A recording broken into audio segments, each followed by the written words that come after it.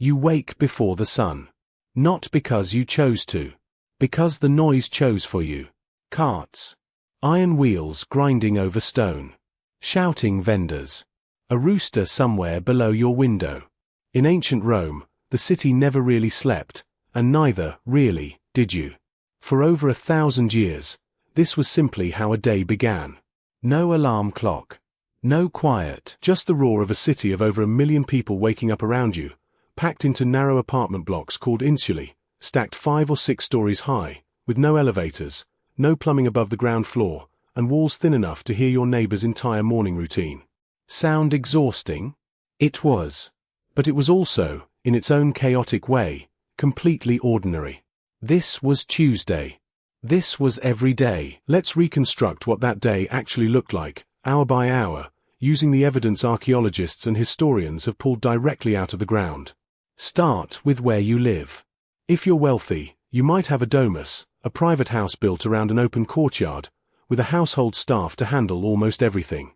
But if you're like most people in the city, you live in an insula. Cramped.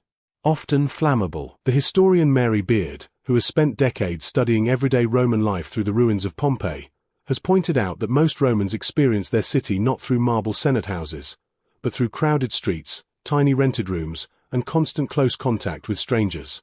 You dress quickly. Most people don't own more than 2 or 3 outfits. A simple tunic, belted at the waist, is standard for almost everyone, rich or poor. Only citizens are technically allowed to wear the toga, and honestly, most people avoid it when they can. It's heavy. It's awkward. It takes forever to wrap correctly. Historian Jerry Toner has described the toga less as a fashion statement and more as a walking symbol of civic status, worn mainly for formal occasions, because who wants to manage 6 meters of wool fabric just to buy bread? Speaking of bread, breakfast, if you eat it at all, is small. Maybe a piece of bread. Maybe cheese, or leftover food from the night before. Many Romans skip it entirely and just start the workday hungry. And the workday starts early. Really early. Shops open at dawn.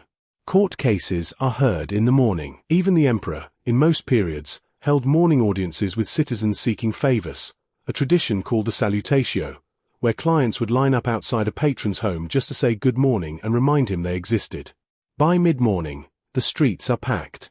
There's no formal sewage system reaching most upper floors, so waste sometimes gets thrown from windows into the street below. There's no regular trash collection. The city runs on foot traffic, shouting, bartering, and a surprising amount of graffiti, some of it political, some of it, frankly, not appropriate to read out loud. Now here's where the archaeology gets specific. At Pompeii and Herculaneum, 2 cities frozen in time by the eruption of Mount Vesuvius in 79 AD, researchers have found bakeries with the bread still inside the oven. Fast food counters, called thermopolia, with holes in the counter for holding hot food, exactly like a modern street food stall. Wallace Hadrill, who led major excavation work at Herculaneum, has shown that these weren't rare luxuries. They were everywhere. Because most people didn't have kitchens. If you lived in an insula, cooking at home with an open flame 5 stories up was a genuine fire hazard, so you simply bought your meals on the street, the same way millions of city dwellers do today. By midday, the workday pauses.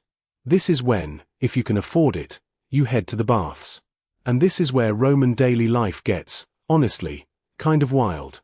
The baths, or thermae, weren't just about getting clean. They were where business got done, where gossip spread, where political alliances formed.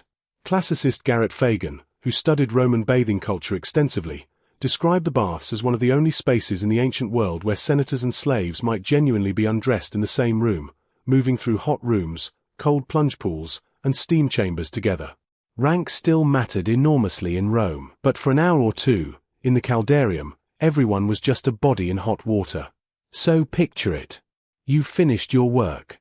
You walk to the public baths, hand over a small coin, strip down, and move through room after room, heat rising, steam thick in the air, the sound of hundreds of voices echoing off marble and brick. Someone's arguing about a chariot race.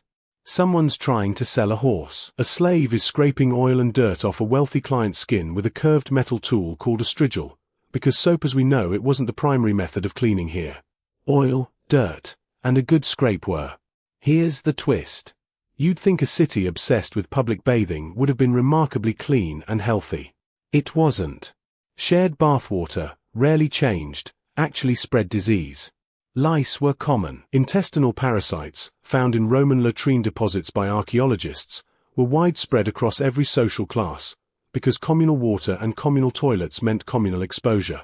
Cleanliness, in the modern sense, wasn't really the point. Community was. By late afternoon, you're back on the street, and if you're not working, this is when entertainment happens. Maybe the amphitheater, maybe just the forum, watching the city argue, trade, and perform. Public life in Rome wasn't private. It happened outside, in full view, constantly. Dinner, called cena, is the main meal of the day, usually eaten in the evening. For the wealthy, this could stretch into hours, reclining on couches, course after course. For most people, it's simpler. Bread, olives, maybe some fish sauce called garum, vegetables, whatever's affordable that week. And then, as the sun goes down, the city gets genuinely dangerous.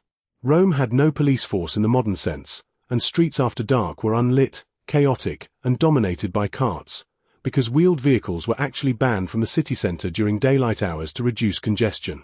That meant all deliveries happened at night. So while you're trying to sleep, iron wheels are grinding through the streets outside your window until sunrise, which brings you right back to where you started. Awake before dawn. Not by choice. By the sheer, unrelenting noise of a city that never fully stopped moving. Here's the mirror. You might think ancient Rome sounds nothing like your life. No phones, no electricity, no plumbing above the ground floor. But strip away the technology, and the shape of the day is startlingly familiar. Grabbing food on the go because you don't have time to cook. Living in a cramped apartment stacked among strangers. Socializing in a shared public space because your home is too small to host anyone. Getting woken up by noise you can't control. The tools have changed. The rhythm hasn't. You wake before the sun. Not because you chose to. 2,000 years ago, in a city of 1 million strangers, someone woke up the exact same way.